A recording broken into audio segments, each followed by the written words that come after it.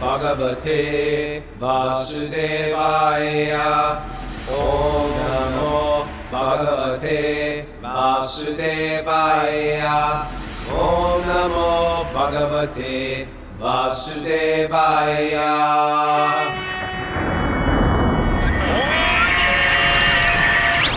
Live from Kaustubha's apartment in the Upper East Side of New York City. This is our Wisdom of the Sages daily yoga podcast with your host Raghunath and co-host Kaustubha Das. Welcome to the show. So we had a play date last night. Me and Kaustubha, I came over here. We had dinner together, an Ayurvedic dinner. It's incredible. Wife made with a carob sandesh. What else? It was great. Yeah, carob sandesh. Then she went to bed. We had a pillow fight. We stayed up late making cookies, mushroom brew tea. Eating popcorn, watching. Watching. What did you watch? The Twilight Zone? Something like that? Staying up late? Anyway, there was no pillow fight. There was no pillow fight. I asked for it. He wouldn't do it. I actually, we kind of went into our separate rooms, and I was thinking, oh, maybe I should go out with a pillow right now, just to fill the prompts, but I said, not too tired. We were both exhausted. We did the 6-hour class at the Bhakti Center yesterday, and we had a little Zoom. By the way, if you're new to the podcast, welcome. We have a whole group here on Zoom that watches. There's, 59 people because of the weird time zone, I think. Yeah, Sunday, it's a time zone. Hopefully we didn't throw off the Europeans with the time. Sorry about Nicole's that. Here. Nicole's here. Okay. And yeah, and our numbers are doing good on the podcast and the YouTube, right? They're doing well. Yeah. It's exciting. It's all exciting. Wait a second. Daniel Ackerbaum's, he knows how to use this machine. He's got the Golden Gate Bridge behind him. How does he doing that? Why does he have the Golden Gate Bridge behind his little thumbnail and I've got a water cooler behind me? Can we put like a waterfall back there or something? Yeah, I'm sure we could. Outer space. There's got to be a way to do it. Sure we could. He's the only one who figured it out. You know, we got to talk about something, Raghu. I don't know if we got to do it here, but tomorrow's Gaur Purnima. Oh, tomorrow. Is the appearance of Sri Chaitanya. Yeah. Anyway, we got to figure out if we want to do that in the morning. Maybe we do something in the evening for that. Maybe we should do that. Tuesday. For Patreon members. We'll do a Patreon. Gaur Yeah, if you're Purnima. not, we have a little Patreon thing. It's like a Patreon community. If you like what we're doing, you can support us there. We accept only Bitcoins or gold coins, which you can mail to us. Gold coins. They can be 1 ounce, 10 ounce, whatever you like. Also, we're accepting Indian rupees. With 1 crore or 2 lakh rupee. Just kidding. Give whatever you can. It's patreon.com/wisdom of the sages. And we'll do something with Gaur Purnima tomorrow, whether it's in the evening or the morning, because maybe I want to go somewhere in the evening. For the Italians that are listening, we're accepting old lira notes. If you have any leftover liras from the 80s, we are accepting those as well. And Confederate money as well. Isn't that amazing that we had a whole different currency? There was Confederate money. We didn't. Well, we were them also. No, we weren't. I mean, well, like if we identify with ourselves as Northerners, then I mean, we weren't even around, but there was Confederate money. we were around. We may have been Confederates. We may have printed that money. We don't know. So I think I find that fascinating, Confederate money. And then it was worth nothing overnight. That's how it went. I tell you, the whole coronavirus thing, it just makes you think of like collapse. Are you thinking that at all? Raghunath, this is called a tangent. Well, it's a tangent, but these have to do with the eternality of the soul. Okay. And like gripping onto the temporary world and trying to like feel your safety in the material world. I'm demonstrating the anxiety of those who grip. Okay. Right? And you're demonstrating letting go, going to the Bhagavatam. And I think this is where we get lost also, even as people practicing bhakti. How much do you deal with the material world? Because you got kids, you got to worry about their health. You know, you got home payments, apartment payments. You got to worry about the world. And then you got to pull it back. But I tell you, it's hard to be transcendental when there's a massive egress from New York City and people want food and water. You got to think like that. You know, Make sauerkraut, canned vegetables. Do it right now. Get those berries in a jar. don't worry about it. You're going to be fine. Go onto Amazon right now and buy immunity boosting herbs. Okay. Ascorbic acid. Use promo code /Raghunath. Just kidding. All right. We're moving on to the Bhagavatam Yes. today because there's a lot of exciting stuff to read there. Are you ready? Now, Yeah. I'm sure this is my method, Raghu. Kaustubha, you should see the setup right here. I'm like living in like 1965, dial-up modems on the farm. The thing shuts down when it rains. He's so high-tech here. We got this. I'll show it. You're simple, but you're high-tech. Yeah. Well, it's not. I'm exactly complicated, but I'm a mess. But I've got everything. I got the Bhagavatam here on the screen. I got the people here on the screen. And I got the camera above the screen so that I'm looking at the camera when I'm reading the Bhagavatam. See, I've got my like Woolworth eyeglasses reflecting the screen. The lenses are popping out That's right. while I speak. So I'm suggesting to Raghu he get a similar setup so he doesn't have to wear the glasses. He's saying upgrade. He's saying upgrade. I don't like the glasses anyway. I ended up fidgeting with them. That was one of the complaints that Yeah. Carla gave me. She's like, you're fidgeting with those glasses so much. It's like distracting. It's true. So this is the setup. Bridge knows about it. Get with it. Let's do it. All right. All right.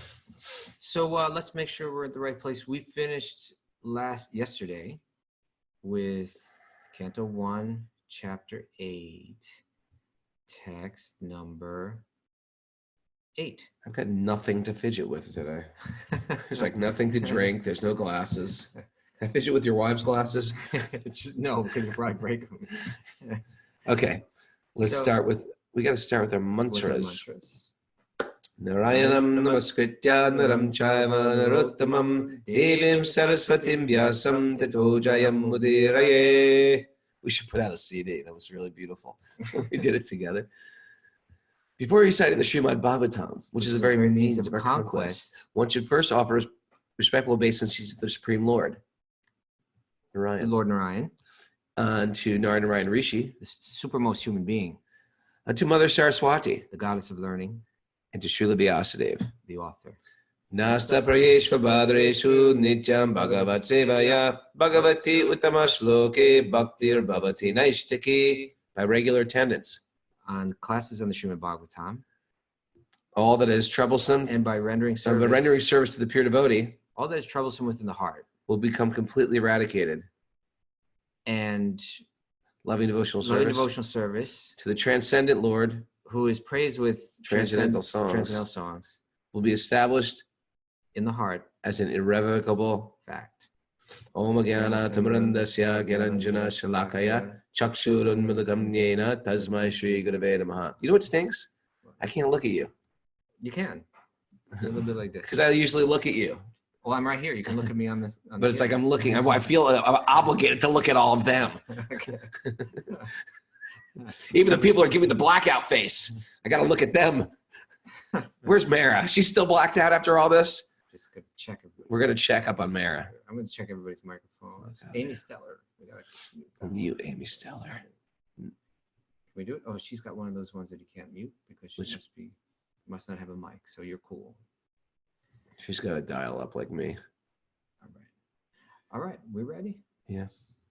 So let's pull it. Maybe we just read text. You want to set the scene first, Raghu, real quick? Want me to set the scene? You set the scene. So again, I'm not going to set the entire scene, but that Krishna was just about to leave. The battle had been fought. Ashvatthama had apparently been taken care of by Arjuna, and he had been humiliated and kind of sent on his way. Krishna was on his chariot. He's about to leave now. He had been with the Pandavas in Hastinapur, which is modern-day Delhi. He was going back to where he would generally reside, which is in Dwarka, which is underneath the ocean Gujarat. today, in Gujarat on the west coast of India. Still there. You can still go to Dwarka, but the full-on Dwarka, the full package, has sunk into the sea. Yeah. And archaeologists apparently, Which they say they found underwater. they say they find incredible stuff under there. Do you believe it? You I don't know. believe You know, it. you know what I think is like America has their agenda of what we want to find. We want to find Atlantis. We want to Yeah. find. We're not interested. Right. We have very little interest in what's going on there. and Indians want to find Dwarka. And Indians want to find Dwarka. Yeah, and you know, I'd imagine people that have faith in this, they want to find it. But there are tons of underground cities, like full-on cities not underground, underwater. Right? Like Japan has a massive city underwater, right off of the coast of Japan, off the coast of somewhere in Japan. Okay. But this is a whole thing. Cities just get inundated and they're gone. So they say that there's a lot of Dwarka, but I believe it says in the Shastra that Dwarka would become covered by water or something like that. Anyway, I'm not sure. It says it gets covered by It water. gets covered, yeah. Yeah, in the Bhagavatam. So Krishna's about to head there. But at that time, Uttara, now let's just make it clear who Uttara is. Arjuna, his son was named Abhimanyu, one of his sons. And Abhimanyu was married to Uttara. And Uttara was carrying the child of Abhimanyu. Abhimanyu becomes this hero in the battle of Kurukshetra, right? This incredible. Can I give the backstory behind this of Uttara? Yeah, well, you can, but it's going to be socially. It's going to be. I figured it's socially a little bit difficult to swallow. That's why. But you can go ahead, do it. He was a eunuch. Arjuna was a eunuch. Well, I mean, Right? I wasn't even thinking about that. Oh, I was like, okay, what's the awkward part? Anyway, Arjuna, I'll just keep it simple. Arjuna was the dance teacher. Arjuna, besides his For warrior 1 year, skills, he played a particular role. but he was an incredible dancer. It's true. This is a true story. And he taught. And so he was living in incognito. The 5 Pandavas were and their wife were hiding out. We may as well tell this story now because it's such a good story. Arjuna went to the heavens to be with his father, King Indra. At that time, he was approached by the heavenly damsel named, what's her name again? This is the one that Urvasi. Urvasi, thank you. And Urvasi approached Arjuna in a romantic way. And Arjuna said, you know, you've been with my father, Indra. I can only see you as my mother. Now, it's always said that Urvasi is like the most seductive, the most beautiful woman in the universe, but she's ancient. But she's thousands of years old. but she looks. But yeah, she didn't age. So when she said that, she said, "You don't understand how things work on our planet. The rules that govern the earthly people don't exist here." You know, Because Arjuna was saying, you've been with my father. I can't be with you. You've been with my father. This is awkward. It's inappropriate. I look at you as my mother. Yeah, and she's like, "No, you don't understand how things work here in the heavens. It's a totally different system and everything like that." And he said, "I'm sorry, but that's the way which shows the sense control of Arjuna. You know, like right. But she got upset, and she cursed him to become a eunuch. And then Arjuna went to Indra and said, you know, I just got cursed by Urvasi to become a eunuch. And he said, this is okay, because when the Pandavas were exiled to the forest for the 12 years that came out of that whole gambling match, the rule was you had to live in the forest for 12 years, and then you have to live in society for 1 year, incognito, and if you're discovered, then you have to go back out for another 12 Incognito. years. You know what that means? It's like my dream come true, like wear disguises. They had to go in disguise and they could not be found out. Right. So each one of the Pandavas had a different disguise. They each had a role in the kingdom, in the palace of this important king. Right. So Yudhishthira became kind of the minister of the king. advisor to the king. A minister. And even the king didn't know who they were. Yeah. They just said, okay, you're my minister. And then they all had other secret talents. Like Bhima, the great warrior, was also a cook. He was a cook. Yeah. And so he said, I'm a very good cook. So he became the temple cook. Or the palace cook. Yeah. And then Arjuna learned dancing in the heavenly world. And so he said, well, I'm a dance teacher. I will teach your daughter how to dance. And that was the year that he became the eunuch. So I guess it just played into that role all the more. Yeah, and he became the dance teacher. So at the end, it's such a good. I tell you, this is the best part of the Mahabharata. Well, it's so funny. Yeah. Well, but what happened was they were hiding out in a kingdom that was a very weak kingdom, relatively weak, the Matsya kingdom, and there was rumors by the Kurus that the 5 Pandavas were hiding out there. So they said, you know what? Let's push and test these guys. That's right. And see. Who said that? Duryodhana, yeah, the evil prince Duryodhana. So they started to attack. In other words, let's make that clear. The Pandavas need to be undiscovered, otherwise they have to go back out for another 12 years. Duryodhana is coming down to the last days, and he's thinking, there's rumors that they're in that kingdom. If we attack that kingdom, maybe the Pandavas will come out and fight us, and then they'll be revealed. So they went to steal all the cows from that kingdom, I believe. Right? Yeah, and it was Duryodhana, all the great heroes of the Kurus, Bhishma, Kripa, Karna, yeah. And so imagine you've got sort of like almost like Marvel characters, the all-star team attacking this tiny little village. And so the young prince, his name was Uttara Kumar. Okay. Uttara Kumar. He said, "Don't worry, father. I will take on these Kurus single-handedly. I am fearless." And Yudhisthira, hearing this, says, "You don't understand. You're going to fight the Kurus. They're like incredible. They're all Maharatis. They can each fight with 1,000 men at once. Don't do it." And he goes, no, it will not be a problem. I will take them. I'm fearless. And then Yudhisthira said, "You know what? Why don't you let Brihanala go? Take the eunuch dance teacher. Take the eunuch dance teacher. He'll be a good charioteer fighter for you." And so he said, "The dance teacher? You want me to take the dance teacher as my charioteer? I'm going to need a real warrior." "Oh, don't worry. He's really good with working with the horses." So Yudhisthira was fearless that Arjuna would have no problem dealing with even all the Kurus.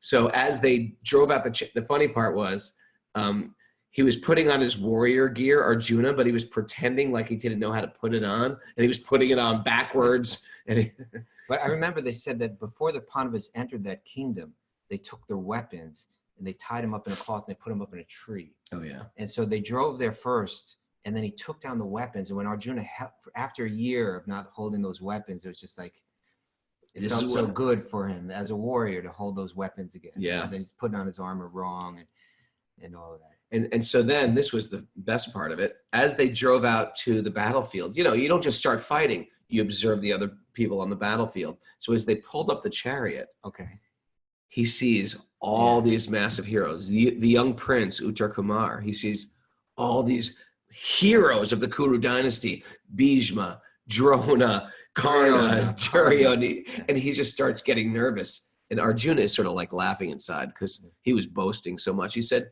"What's the matter, young prince? Are you scared?" He says, "Oh, no, but I think I've changed my mind. Turn around the chariot. I don't want to do this fight." He goes, "Well, you cannot. Stand your ground, young man. Stand your ground, young man. You can do this. You can do this." He goes, "No, turn the chariot around. I don't want to do this. I made a foolish mistake. I underestimated my foes." He goes, "Well, you can't leave the battlefield." And then finally, the Uttara Kumar, out of total fear, runs from the chariot and starts running towards his father. And Arjuna, who's dressed sort of in drag, is chasing him. And they have binoculars. The other side is looking at them. And they're like, "What's going on with our enemies?" He goes, "Well, it seems like there's a young boy running from the battlefield. And then there's a man dressed as a woman chasing the young prince. Now he's tackled the young prince, and he's dragging the young prince back to the chariot." So then what I love about this story is then Arjuna is going to stand and fight them, right? And so the first thing, you know what the first thing Arjuna does is? He shoots arrows at the feet of all of his teachers. First at the feet of his teachers, like it's like he's bowing down to them. He shoots arrows at their feet. And then he shoots the next arrows right past their ears, which is a sign like, "Let's fight now." I didn't hear that one. Ears. Yeah, just like, first he shot at their feet, like saying to his gurus. He dropped an arrow at each one of their feet, and they all knew this is Arjuna now. Yeah. So Cognito's over, but what they realized was so is that year. The time had just passed. The time had just passed, and now Arjuna can fight them. And so then he shot arrows right past their ears, like that, and it was like, okay, let's fight. And then Arjuna fought them, like defeated them all like that, and brought the cows back. And well, what happened was, this is such a good story. I'm just going to tell this story. Yeah. So Uttara Kumar, so the whole core of army, the massive army, the core of us, was just defeated by Arjuna. And they went back, and the kingdom didn't even know what was going on. All they did know was that young prince defeated the entire Kuru empire. So he got welcomed back with the king's hero, and Arjuna still played this humble role. And everybody was looking around. And the king was saying, I am so incredibly proud of you, my son. You are a true warrior. I can't believe what you've done. No person has ever done such a thing like this. And the minister, who was Yudhisthira, said, I don't think it was your son. I think, let us not forget to mention the dance teacher. The dance teacher had a lot to do with this. And the king got really offended. And he said, how dare you say that? He said it again. This is my son who did. Don't give the credit to the dance teacher. And then Yudhisthira said, I'm sure it was the dance teacher. And then all of a sudden, Yudhisthira, who was playing a submissive role as a minister for a year, is now taking up his emperorship again. And he just said, it was the dance teacher. And then Yudhisthira sat in the king's throne. Well, there's the he throws the dice. Oh, yeah. Oh, said, yeah. He said this. He goes, how dare you say that? And he took the dice. He was playing dice, the king, and he whips them at Yudhisthira's head. And Yudhisthira starts to bleed. And who dropped? I think it was Arjuna. Someone caught the blood. So if you know it, I right on the believe it was chapter. Arjuna who had taken a vow that any person who causes Yudhisthira's blood to touch the ground, that he will kill. So he caught the blood before. And this whole incident was so peculiar to the king. He's like, what's going on? He said, you don't know who you've offended. And then the Pandavas started taking all the thrones. Yudhisthira sitting in the middle. They started to reclaim the entire empire. And he's like, this is Bhima. This is the great warrior. Brihanala. Brihanala, the dance teacher. This is Arjuna, the mighty Arjuna. Took care of the horses. Yeah, and Nakula and Sahadev are the cowherd, the cowboys and the horsemen. Yeah. And Draupadi, of course, is the queen. And so anyway, he felt so indebted to them for staying in his kingdom. He said, you are, if you know the king's name, write it on the board. I can't remember. The Matsya kingdom, Uttara. Anyway, but Uttara Kumar was the boy, and Uttara was his daughter. Uttara Kumar was the boy, son, the prince, and Uttara was the daughter. And he said, you've taken such good care of my daughter, Arjuna. Please accept her as your queen. And people might be thinking, you're going to just give your daughter like that? And that's how they did it back then. You just give your daughter, and beyond you're giving her to Arjuna. It's a pretty good. Beyond the like kings there would be intermarriages to unite kingdoms. But I think anyone would have been thrilled that their daughter could be married to such noble, heroic people. But Arjuna said, and this is where we started this whole thing before I got into the backstory. Tangents are not backstories. They also have to do. It's a whole. We need a whole map. We need a whole, right? You don't want to live like this. You want to know the whole picture. You got to go wide sometimes before you go deep. So, yes. Arjuna said, "Well, I can't take Uttara as my wife. She was my student. I feel completely inappropriate that she's my wife. She was a dance student. So you take Abhimanyu, my son. He can marry her." I never knew it from that angle. I always thought it was like, she's so young, let her become the daughter of. Yeah, no, because he felt inappropriate. I'm the teacher. What an important point. It's an important point. What an important point. That teachers out there. Don't be a predator on your students. Yeah. So then Abhimanyu, the son of Arjuna, the heroic son of Arjuna, marries Uttara. And as she's pregnant as he's going into the battle of Kurukshetra. And there's an incredible story about how he dies in that battle. But he dies. And it's heartbreaking for everybody because Arjuna's son dies. In a very heroic but unfair way, he was killed, which maybe that's a story for another day. Yeah. So now he's dead. All the other sons of the Pandavas are dead. Uttara is carrying Maharaj Parikshit in her womb. This will be the last surviving heir to the throne. And Ashvatthama is making a comeback now. He's come back and he's angry. In a fit of rage. He just got half his mustache cut off. Yeah. In a fit of rage, he's trying to throw another Brahmastra weapon, another mystic nuclear weapon, directly at Uttara's womb to kill the last surviving child of the Pandava dynasty. Okay, so now we gave the background. They called him hair, half a mustache. Ashvatthama? Ashvatthama, because they cut half his mustache off to Okay. humiliate him. So shall we start now? Yes. So this is text 8, which we read yesterday. As soon as he seated himself on the chariot to start to Dwarka, he saw Uttara hurrying towards him in fear. This is Krishna. Uttara said, "O Lord of Lords, Lord of the universe, you are the greatest of mystics. Please protect me. For there is no one else who can save me from the clutches of death in this world of duality." And so this is like some of the stuff that we're speaking about yesterday, that the Pandavas by nature, they always just sought the shelter of Krishna, and Uttara is following that here, that same mood that they always had. In great distress, I mean, we can all relate to this, and this is a good question to even ask yourself. Suppose you're in great distress right now. Where do you go? What do you take up? Do you go to sometimes TV is a good way to get distressed. I wrote this on my Instagram, like, what do you do when you stress? People said I surf. People said I pray. It's really interesting to analyze, and it's almost worth writing down 6 of them. What do you do when you're distressed? And it's nice to say, I chant japa or I meditate, but what else do you do? Well, people sometimes drink alcohol. Sometimes people masturbate their pain away. Sometimes people do things like watch TV. It's a good way to forget about life. I'm just going to watch TV, bury my head, binge watch Breaking Bad.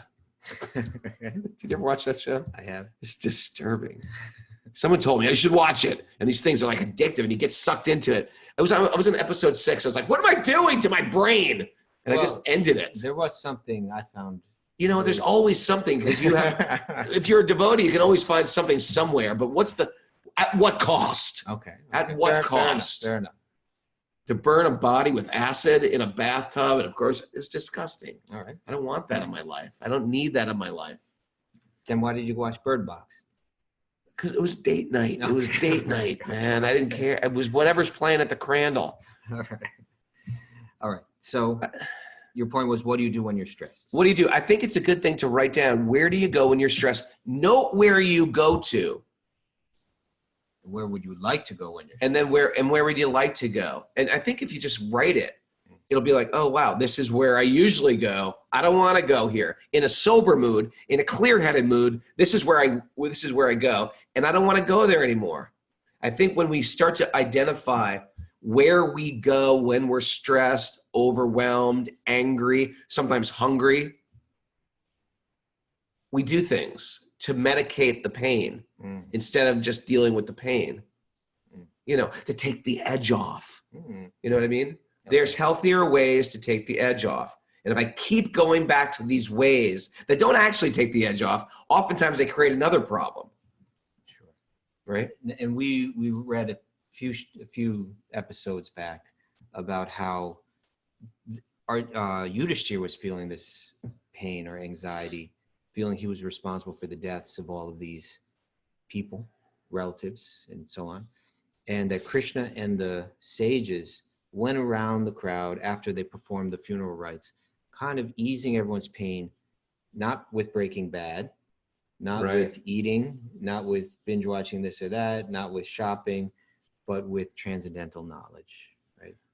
That transcendental knowledge is the balm that soothes the suffering, right? I mean, what do? Do you ever get stressed? Does he ever get stressed? Does he ever get stressed? I get stressed. Of course I get stressed. But how do you cope with stress? I'm not. I don't want some dark. I'm not going to just tell me. What's your healthy way of dealing with stress? Okay, I'll tell you my healthiest ways of dealing with stress is I do find that the knowledge of the Bhagavad Gita, that the knowledge of the Bhagavatam naturally. You just process. Well, it becomes natural that you begin to think, okay, that this world is meant to bring stress. It's designed to bring stress. Yeah. And transcendental knowledge is meant to be our shelter.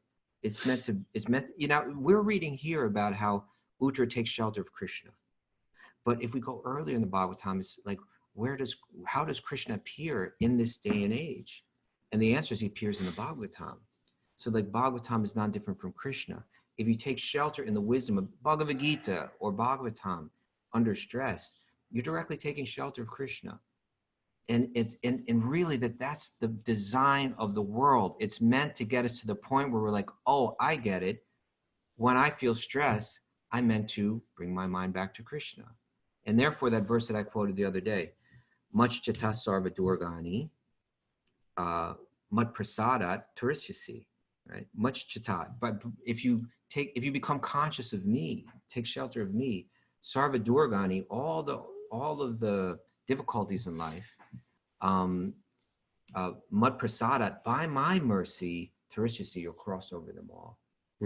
So, I do. I'm not going to tell you that I never waste time or something like that. But I do find that as the years go by, and due to having friendships with people like you that help steer me this way, and other important people in my life, that I naturally begin to process, hey, this is painful, this is stressful, but I'm situated beyond this, that I have to expect that this world is going to bring difficulties. That's the way it works. Here they are. Let me not become overwhelmed by them. Let me not fall into depression over them. Let me not pick up some bad habit, because let me just understand that this is what I meant to bear. And fear, I think it has more to do with fear usually than anything else, the fear of where this goes. I've had the experience that this is something that I reflect on a lot in these situations, because I find like my stresses, they often have to do with like, in a sense, like the workplace, right? Like the people that I serve with and so on. My concerns, like I'm involved with a project like the Bhakti Center. And so sometimes I feel stress in that. Stress maybe due to the relation, and I love everybody there and I have great respect for everybody there, but sometimes I feel stress or disappointment or concern about how things are going, where they're going to go. And in the past, it could get me to the point, and we went through a lot of challenges, and it could get me to the point where I was really stressed, like super stressed. What do you do? Having trouble sleeping at night, stress, and Really? that kind of thing. Yes. I never get that stressed. I did. No, maybe it's like a Vata thing. Maybe, yeah, could be. It's a Vata thing. That's a Vata thing. That's a good mug. It's a Vata thing. But I found that as I aged a little, as I've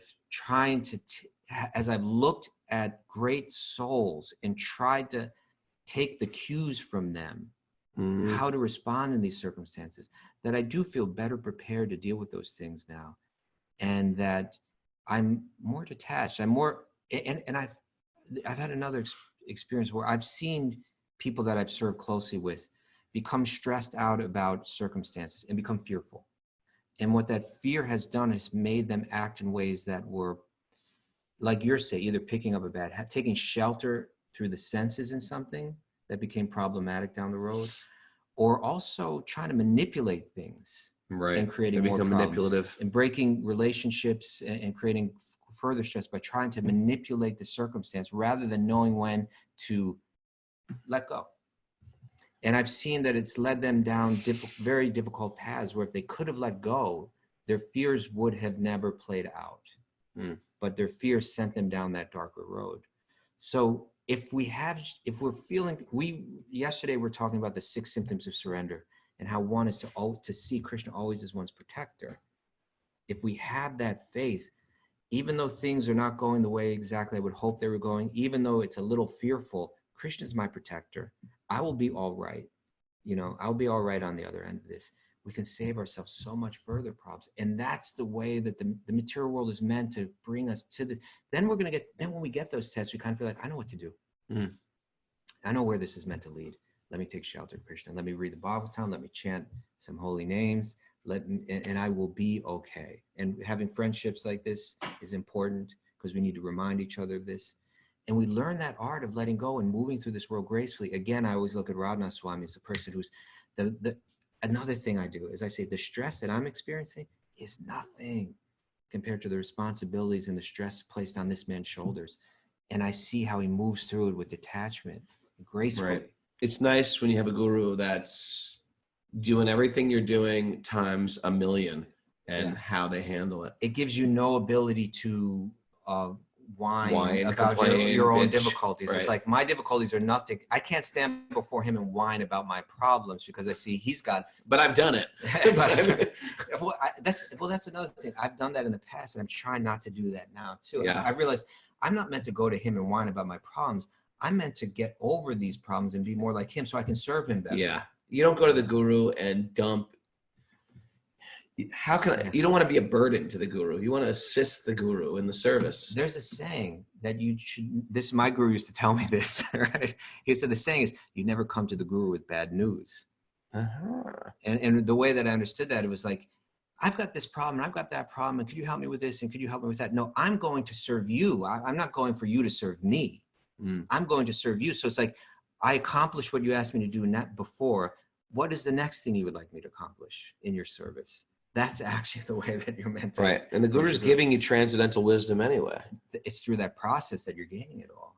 You know, a lot, you know, there's a lot of talk about gurus in the yoga world, and there's a lot of talk of disappointment in that. But when I look at that, I see that's not the guru-disciple relationship that I've lived.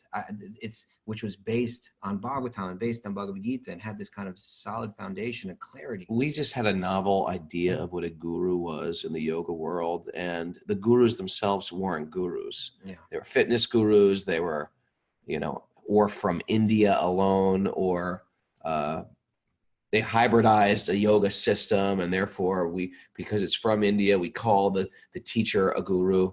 Yeah. But what we're doing now is we're understanding what a guru, what a Mahatma is. We're like developing that discernment or that buddhi, where we can actually realize like when is a person actually qualified to teach? When is a person when do they become unqualified? When should you appropriately reject them without any even resentment? Right. You know, these are like important things. To just say there is no guru, you shouldn't have gurus. It's like, duh.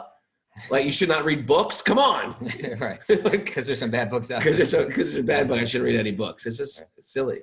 And that no, it's not even that because there's bad books. They'll say that you shouldn't read books because the real book is within. It's all right. Then study. I don't have Moby Dick in here. I don't. Yeah, I know. I wanted to learn Photoshop within, but it's just. You don't have Photoshop for dummies with it.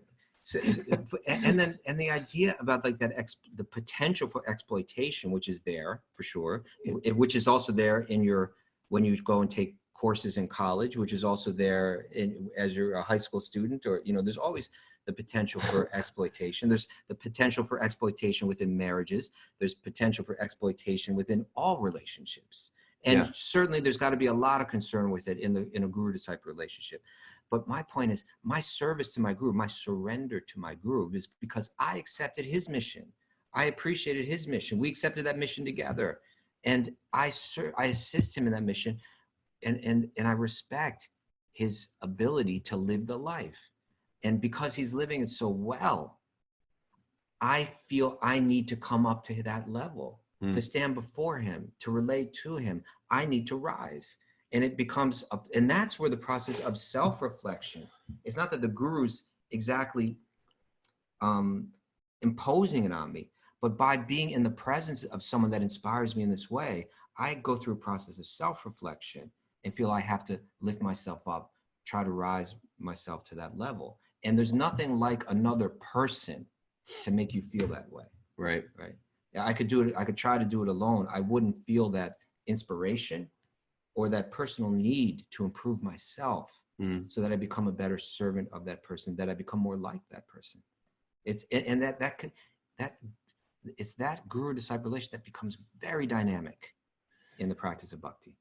Michelle Berger, who is one of our Zoomers, is here today and was at the program yesterday we did. She came in and asked a good question. She's like, she's great. She's great. 4 kids.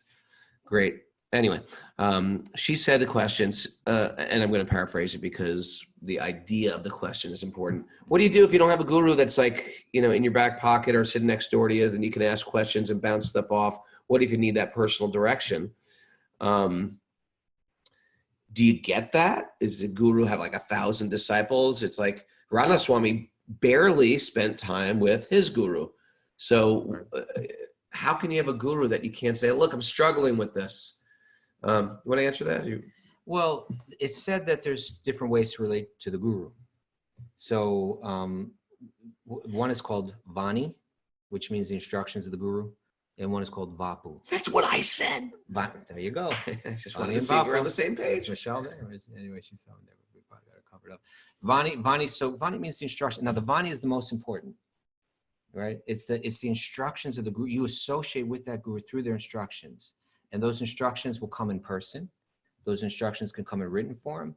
Nowadays with modern technology. You know, it's amazing because 100 years ago, this wasn't here, but we have cassettes or tapes or audio recordings or videos. I mean, it's the perfection of the we're living in the perfection of the information age. Yeah. We can hear the Bhagavatam every morning here. Right. You're hearing the messages of the previous masters, you know, so live, so real time. The vapu, or the personal association, can be very dynamic and important, but always stressed more is the instruction and how you associate with that instruction. Now that instruction, that instruction maybe come through more than just that one person. It can come through other people. It could come through people that are also students of that guru. It could come through other, the peers of that guru.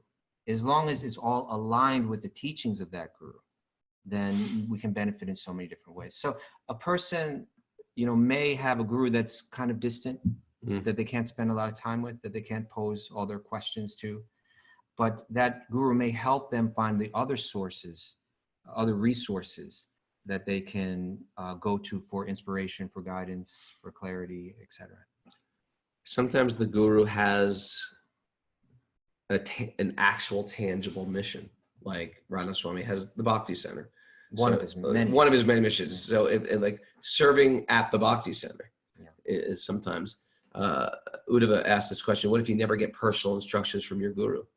Then you take the ultimate message of the guru. Because to think about it, if you're serving Radha Swami, who else are you serving? You're serving all the great masters that went before him as well. And that is our idea, that there's great masters and there is a clan of gurus that are lifting us up. It's not clan? Like a clan. Interesting term. A clan. It's usually not used. When you talk about a clan member, it's usually doesn't sound good. Well, there's the Wu-Tang clan. There's the Wu-Tang clan. That's what you were thinking. Then there's another clan out there. We're going to mention. But a clan of, because I asked the question once, like, is it our guru? Is it our diksha guru, our shiksha guru? Who's the guru that takes us up back to Godhead? And it's the clan of guru. What's the Sanskrit word? The guru Varga? Guru Varga, that lifts us up and takes us back. So in one sense, we're serving the whole guru clan by serving the Bhagavatam. And you're right, you may not get a guru to say, hey, go left, go right, sit up, stand up, sit down. But there is like a mention, and I find it's good to have, and if you can't have your initiating guru or shiksha guru, we need other shiksha or instructional people that we trust their integrity in their spiritual life, that we can use a sounding board for saying, hey, how am I doing? What can I do to improve? What do you think would be good for me?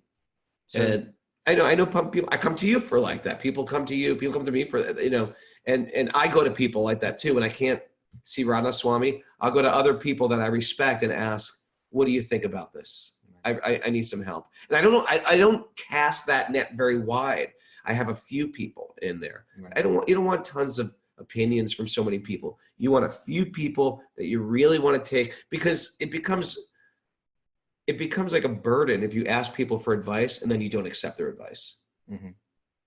And you want to have faith that you're going to get good advice. Yeah. You don't want to get, you mentioned the term shiksha guru. Shiksha. Why don't you explain that? Shiksha is teachers in our life that can give us instruction on a regular basis. The word means shiksha? It means instruction. Okay. And as opposed to diksha means they're actually officially giving you the holy name and giving you beads and telling you to chant.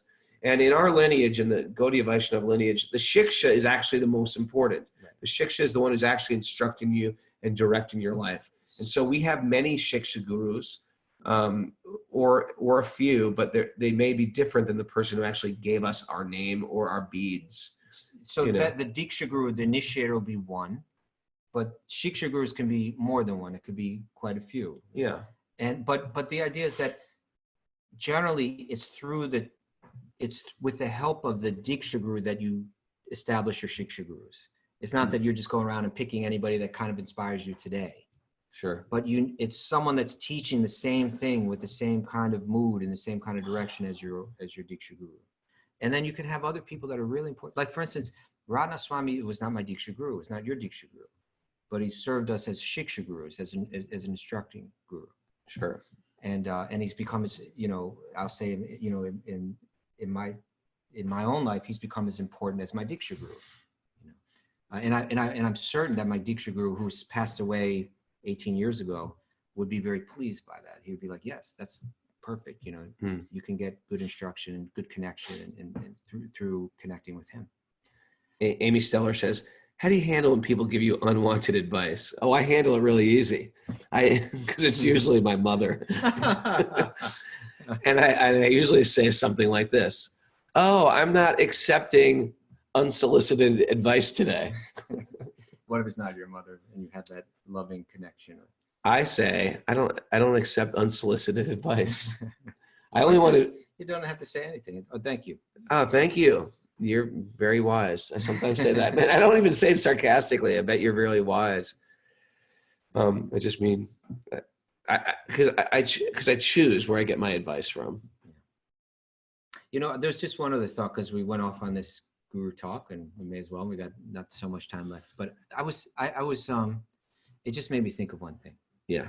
Again, you're saying we're in this information age and special media age. I was watching a talk given in one temple.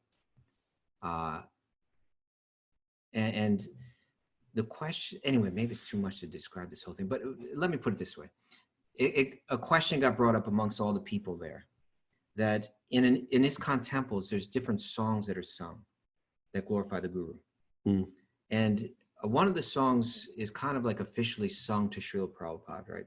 Right. When we call that, generally in the temples, they'll call that the Guru Puja. The puja is done and this song is sung. And it's quite clear that everybody's singing it to Srila Prabhupada because we're facing him. And right. So. But then there's another song that's a part of the daily morning program that's also glorifying Guru, but it's like, well, am I singing that to Prabhupada? Am I singing that to my own Guru? Who am I singing that to? And there was a discussion and some disagreement on this point. Hmm. But as I was watching, I was thinking, actually that song is sung to the Guru Varga, like to all the gurus, to all the gurus. To any guru that's been important to me, that it may be my own Guru, it's Srila Prabhupada as well, but the other gurus in our line, because Guru is and this is something that one really has to contemplate a bit deeply and understand, that Guru is a principle more than a person. That Guru is the transmitter of the pure transcendental knowledge that is within Bhagavatam, right? So if that's transmitted by this person, then that person is, the principle of Guru is working through them. And you'll have people in your life that may not be official gurus, yes, but they've been tagged by the universe to speak to you. Yeah. And it's like, wow, that's exactly what I needed to hear right now. They may not even know it, right, but they are laying some heavy, heavy truth on you. And it's like affecting you. So it's a deep way. I know when I do my morning prayers, I go through my head of teachers in my life. And some of them are official gurus. And some of them are people that, no one would necessarily respect as a spiritual teacher, but they've affected me. And I feel like they've been tagged by the universe to open my eyes and to keep me on a path. And I'm sure if you look back at your life with a new spiritual vantage point, you can see how people have been sent to you at different stages of your life to speak to you. They may not even be always there. They might be there for this year when you're 28 or when you're 35, and they might fade into the background. But at that point, you needed them to speak to you. In the 11th canto of Bhagavatam, we're going to hear, there's a fascinating conversation between a king and one unique kind of wandering spiritualist. And the king can just sense this person is so enlightened, so wise, so detached, so elevated. How did you get this way? You know? And he'll say, well, I have 24 gurus. That's a great book. And Or a great story. And he begins to describe, and who are the 24 gurus? You know, the water. The water is my guru. You know, the mountain. Why is the water your guru? The bumblebee. The bumblebee. The prostitute Pingala. You know, he just like goes on and he makes these 24 gurus. And he shows the lesson that he learned through each of them. But it's also mentioned there. And so one may say, oh, that's beautiful. I could learn from so many people. But it also says that one needs the guidance of a guru to understand those lessons, to best process that information. Otherwise, we may come up with a million different ideas. You know? Sure. It's good to be creative, but it's good to learn tradition first. It's sort of like, it's good to be Picasso, but it's sort of like, it's good to learn how to actually classically paint before you start going off. I know where you got that. Where did I get that from? Because I've been saying it for years. You told me where you got that from years ago. Where did I get it from? You were saying to my guru was criticizing your music. Oh, right. He said, that's all noise. And you're saying, but artists express themselves in different ways, like Picasso. And then he said, yeah, first Picasso learned how to do it classical. All right. So that's where I learned it. So it's, you don't remember that? I don't remember that, but I've been using it for years. You told me that. All right. Well, so we've been talking about gurus. We went off on a tangent. We went off on a guru tangent today. You know, it's a guru tangents are good. Yeah, I think it's worth talking about. It's an important topic.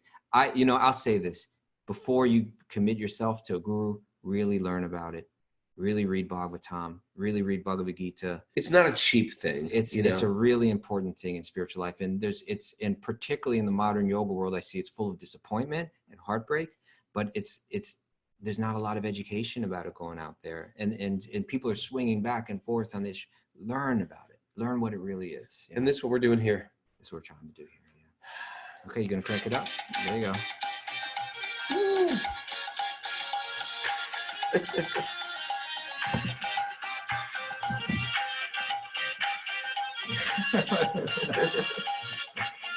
I'm not used to sitting next to Kaustubha doing this. Thanks for everybody joining our podcast. If you're listening for the first time, welcome. We have a whole cool family of people who listen as the others. That means they're out there. We don't even know they're out there. They're just wandering around, never leaving comments. Then we have this whole interesting Zoom group that's here. What the hell? How is John upside down? I got to figure out how to use this screen. We're getting creative now. And we have this whole Zoom group. If you're interested in our Zoom group, you got to write Mara, our executive producer. Wisdom of the Sages 108@gmail.com. Check out our Patreon site, patreon.com/wisdom of the sages. And what else we got? We could be upside down too. Oh, there you go. Hey, wisdom.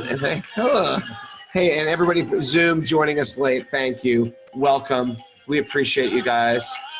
And especially these new people have joined. Make it your regular habit. Choose your addictions carefully. Go up for Nima tomorrow. Yeah, let's have a Lord Chaitanya morning at least. All right, let's do it. Come on, let's make that namaste a hand clap. Jai Shri Krishna Bolo Jai Radhe. Jai Shri Krishna Bolo Jai. Oh, Jamuna Jaya, she's losing her mind. She's going off. Okay, you blackouts, I'm coming for you. I want to see the faces now. The blackouts. Blackout.